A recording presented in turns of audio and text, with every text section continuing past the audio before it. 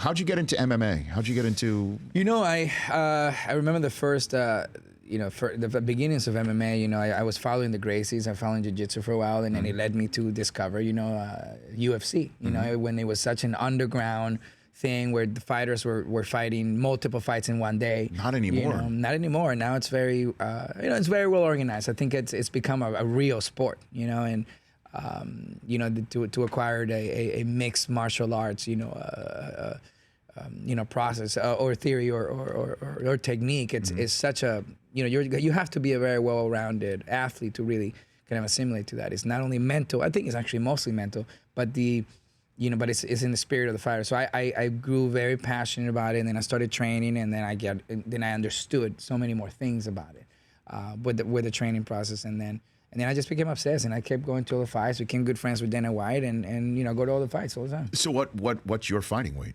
I mean, what do you? Me, I'm 170 right now, meaning I would probably have to be fighting at like what, 150 probably. Okay. Around 55, I'm assuming so. If I'm 170, I'm like to get down there. I mean, I would have to get down cut there, weight? right? You'd have to cut weight. I would have to. But it was right now. This is 170 of not good weight. this is my off-season weight, So I think I would probably have to cut down a little bit if I. I mean, we were talking before. I mean, Conor McGregor is an international star. Yeah. I mean, international star. He is, he and I guess you could say Ronda Rousey was one of the first ones of an international celebrity. Yeah, and now full crossover. Right. And now here comes Greg Hardy out of the world of the National Football League, trying to, I guess, become the NFL's version of CM Punk.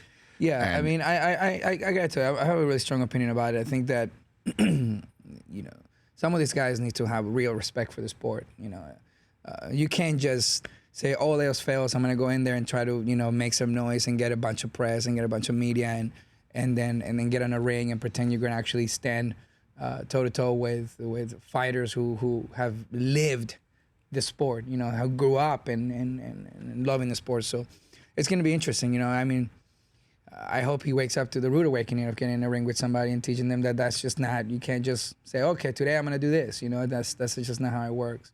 But, why? You know what I mean? I mean, it's... Well, he got drummed out of the NFL. He's a pariah in the NFL, and I guess he figures, obviously one of the things he does best is use his fists, so in the wrong situation. So maybe he's going to get in there and try it, but he's up there, I mean... 260, I guess, was the weight that Glazer was talking about. Yeah, at that weight class, you're going to get destroyed. Like, I mean, the people that are fighting in that weight class are real monsters. You know what I mean? These guys are not only well-rounded, but they know how to use their weight in different levels of the skill, So, I mean, you can't survive that weight class. The Rich Eisen Show, weekdays at noon Eastern on Audience.